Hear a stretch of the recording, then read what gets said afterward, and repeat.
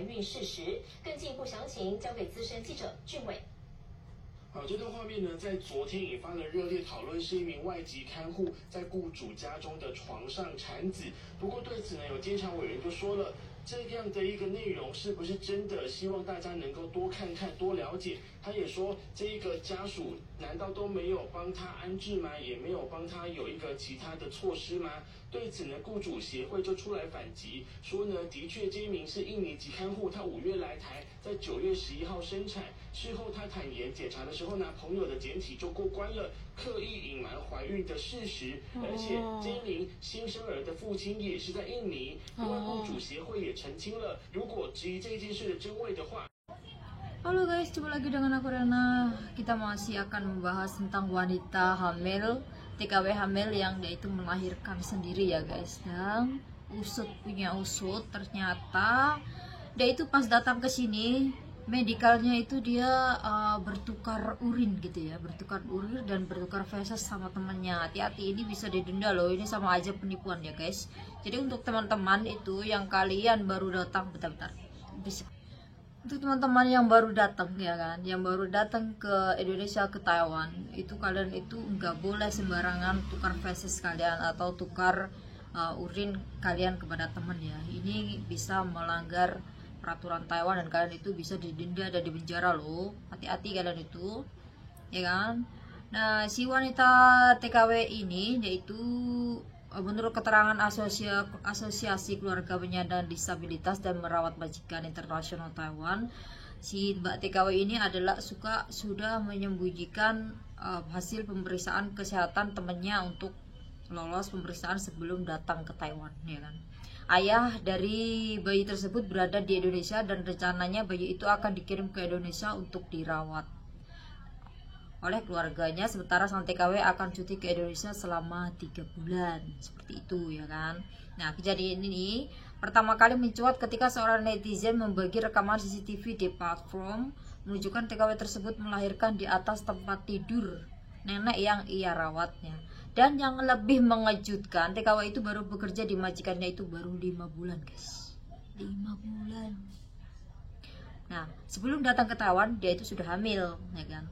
Namun, keluarga majikan tidak mengetahui hal tersebut karena aturan di Taiwan melarang tes kehamilan saat mengajukan kerja. Terus, kini keluarga si majikan yaitu bingung gitu loh, siapa yang akan menjaga ibunya kalau si TKW ini udah gak bekerja di situ. Nah, kan? Jadi repot banget ini. Terus si anggota Dewan Pengawas Taiwan Wang Yongling melalui akun Facebook pribadinya mempertanyakan validitas laporan tersebut, menyebutnya konyol ya kan. Wang bertanya tapi bagaimana bisa keluarga majikan tidak menyadari bahwa TKW-nya itu sedang hamil ya, tidak mampu merawat ibu. Juga menyarankan jika majikan tidak mampu merawat ibu dan anak tersebut, mereka bisa membatalkan kontrak dengan kesepakatan bersama dan mencari keluarga kerja baru. Menurutnya ada banyak solusi yang tersedia. Asosiasi Majikan menegaskan juga bahwa kehamilan TKW itu memang benar adanya. Wanita tersebut datang ke Taiwan pada bulan Mei dan melahirkan pada 11 September di rumah majikannya. Ia mengakui menggunakan hasil pemeriksaan teman untuk menyembunyikan kehamilannya. Sorry, di sini lagi jam kerja gitu ya, ribut banget seperti ini ya guys. Gak pernah tidur siang di sini guys. Jadi kalau tidur siang ya udah panggil seperti itu. Asosiasi Majikan juga mengkritik respon pemerintah, menyatakan bahwa kejadian ini sudah diketahui di kalangan pekerja migran ya. Maka mereka menegaskan bahwa pekerja migran tersebut di Taiwan menggunakan asuransi kesehatan untuk pemeriksaan dan melahirkan, namun pemerintah Taiwan termasuk Kementerian Tenaga Kerja dan Dewan Pengawas seolah mengabaikan kenyataan ini. Bayi yang dilahirkan tersebut akan dikirim kembali ke Indonesia untuk dirawat keluarganya, sementara TKW akan bekerja merawat nenek sebelum menjadi tanggung jawabnya. Namun apakah kontraknya akan dilanjutkan atau tidak masih belum dipastikan. Ya kan, tapi di sini katanya dia itu akan dipulangkan ya, dan si majikan ini bingung untuk mencari penggantinya karena ya enggak langsung ada gitu loh ya kan. karena si majikan juga butuh kerja. Jadi ya mau gimana lagi, yang namanya hamil itu mbaknya juga nggak jujur kan. Harusnya kalau dia hamil dia mestinya nggak usah datang, tapi ya dia butuh duit juga. Dan itu memang kalau si mbaknya hamil memang dilindungi ya guys, kalau di pemerintah tawar itu dilindungi. Kalau si majikan masih mau mengambil si mbaknya, dia biasanya nunggu sampai 60 hari si mbaknya sehat dan bayinya sehat, nah itu bisa untuk bekerja lagi. Masalahnya si majikan ini mau apa enggak, seperti itu kan. Terus akhirnya diliput nih juga adik kelahiran Mbak TKW ini kan. Nah si majikan bingung, nggak ada yang jaga. Untuk yang PT memberangkatkan juga tolong dilebih perketat lagi ya kan. Itu biasanya kan kalau kita datang ke Taiwan itu juga harusnya besok kita terbang, hari ini kita itu di tes urin ya, tapi ini enggak loh PT-nya juga. Dan nunggu sehat baru dipulangkan bersama majikannya nih, ya kan. Hati-hati kalian itu kalau medical itu, bahwa ditulis di situ ya. Biasanya kalau yang di Taiwan mana itu di WC itu ditulis tidak boleh ya, tidak boleh membagikan feses kalian kepada teman. Dan itu nggak boleh guys, itu nggak boleh. Itu kalian itu nggak usah main-main ya. Di sini tuh dendanya nggak kira-kira loh, ya kan. Dan itu biasanya kalian itu baru datang sehari ya kan. Baru datang sehari, kalian juga pastikan ada medical juga guys, ya kan, ada medical juga.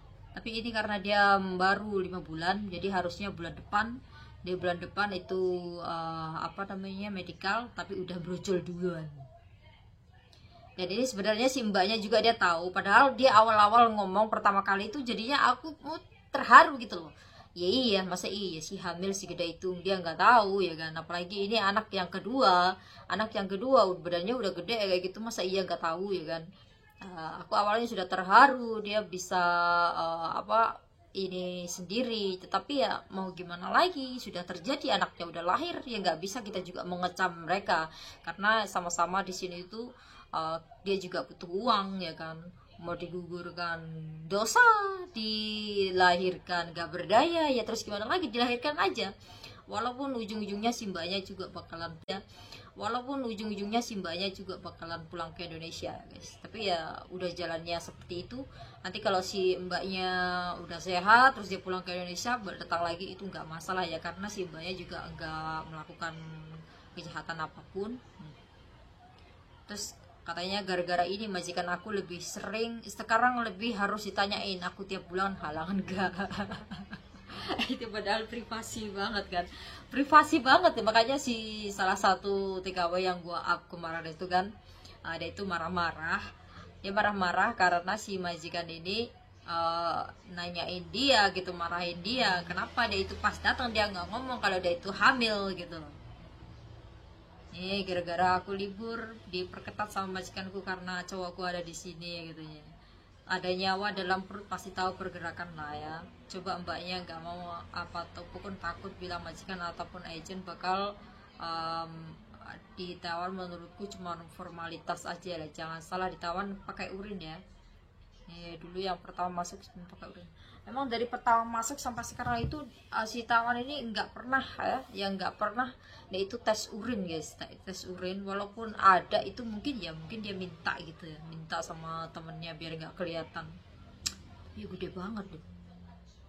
Itu kalau dia 5 bulan dia berarti baru datang itu berarti umur berapa? Umur 4 bulan ya, 4 bulan udah gede ya. Tapi kalau mbaknya tinggi mungkin gak kelihatan ya, mungkin cuma kelihatan gemuk gitu aja kan. Masa iya dia udah 9 bulan gak kelihatan, aneh banget gitu loh. Aneh. 9 bulan itu gede banget. Dan si pemerintah Taiwan juga dia menyalahkan si majikan. Masa iya itu umur 9 bulan majikan itu nggak tahu kalau si TKW-nya itu hamil. Mungkin si majikan ini jarang pulang, sebulan sekali itu tengok neneknya. Nah, atau dia itu jarang-jarang pulang sampai nggak tahu si TKW-nya ini hamil, perut gede, dia bakalan nggak tahu gitu loh, sampai diomongin kan masuk TV lah ini. Tuh sayang banget tuh kalau kalian itu harus pulang datang lagi ke sini, itu lama banget nunggunya, apalagi sekarang itu jobnya bakalan susah. Oke guys, gitu aja guys, bye.